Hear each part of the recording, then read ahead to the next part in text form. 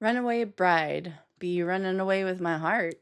I'm Farrell, and I'm watching one romance movie from the 1990s every day for the month of May.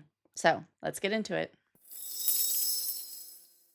A journalist named Ike writes a story about a small town woman famous for abandoning her grooms at the altar. Unfortunately, he gets a lot of the facts wrong and ends up getting fired over it. So when he hears Maggie is set to walk down the aisle again, he heads to her hometown to dig further into her history, see if maybe she'll prove him right after all. Fun fact, this movie sat in development for over a decade, with a multitude of actors slated to star, including Gina Davis and Harrison Ford, Demi Moore, Sandra Bullock, Ben Affleck, and Mel Gibson. Eventually, Gere landed the part on the condition that Roberts would co-star. You know, as much as I would have enjoyed a Gina Davis and Harrison Ford version of this movie, or even a Sandra Bullock and Ben Affleck one, I think Julia Roberts and Richard Gere do a really great job. I've never been completely sold on Richard Gere as a leading man. I think his acting style and the energy that he has is much more suited to movies like Chicago, or even Primal Fear is one of my favorite movies of his. But let me tell you, the church scene has some of the most intense chemistry I've ever seen. Like Bridgerton season 2 level of just electricity in the air. So credit where credit is due. In that moment, he is the best leading man they could have gotten for that part. I'm giving Runaway Bride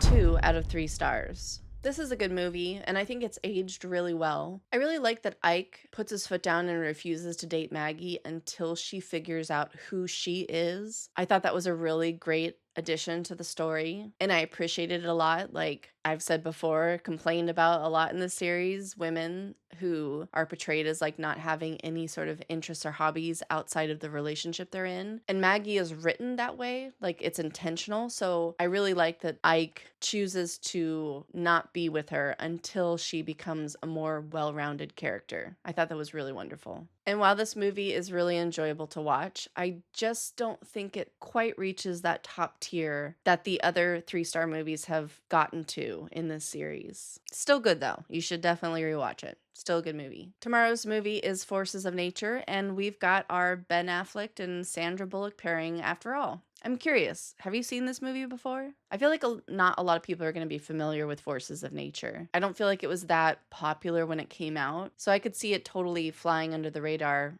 for most people. But let me know down in the comments, and I'll see you tomorrow.